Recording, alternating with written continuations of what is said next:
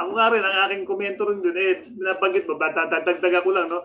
Hindi siya flashy, pero he gets the job done. So, ano yan Mr. Ano yan, parang tawag dati kay San Antonio Spurs team na Mr. Fundamental.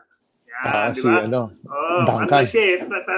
Ano siya, hindi siya, kaya minsan napapansin po natin ang nagiging basihan natin na magiging star talagang lumilipad, talagang galing electrifying. Pero hindi naman po yan. Ito, matutuwa ka rito. Very smooth.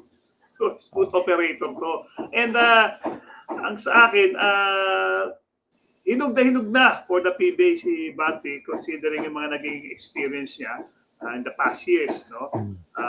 Noong una ko ito nakita pare sa Lasal, no? Nakita ko daw ito, mukhang mayroong future to. Tapos nung after sa Lasal, nakita ko na itong mga kuling malaki na in-improve since yung Lasal days. Sobra na laki. So parang pagdating nito, kompleto. At syempre, bibigyan ko na rin po kayo ng isa pang ano ba tawag dito? Patotoo, whatsoever. Yung pong Rookie of the Year, si Justin Arana, di ba?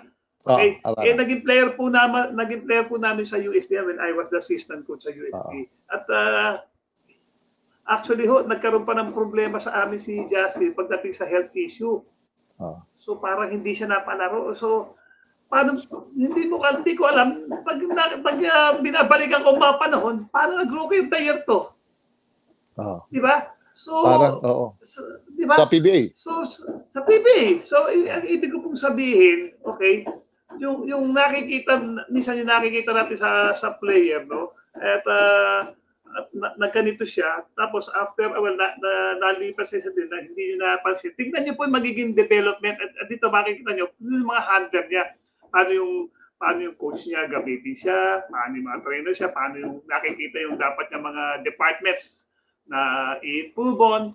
And siyempre, bibigay siya ng break. Okay, and all of a sudden, nakita natin, ang ganda na nilalaro, nag-Rookie of the Year. The same goes with Balti. Okay, maaring sa tingin ninyo, ganito lang siya. Pero, hindi pa ako nagsisimula ang labanan. Tignan po natin, and at his height, which is around 6'8", pare. 6'8" si Balti. Ang haba niya, napanood ko sa Pampanga yan. Okay? He can shoot from the outside. He can drive. He can play down low. Okay? He can defend well. Very decente, dumipensa. Okay? Hindi siya matakaw sa tira. Nandun lang siya within the system. Pag kailangan i-score. Pag kailangan dumipensa, i-depensa. Bibigyan ka bibigyan ka siguro ng dissenting double-double niya kahit mga double-double. Di ba?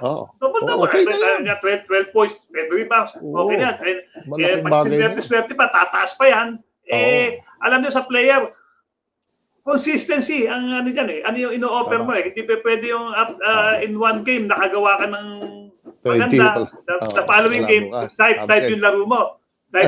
Di ba? Hindi ko nakikita na gano'n si Balti. Maaring sa kanyang galawan, sa tingin natin, hindi siya kaya sa pantasa ng iba. Pero yung total package na binibigay ni hindi ko matatawaran yun. Kasi birang-bira tayo makakuha ng makahanap ng mga players na ganyan.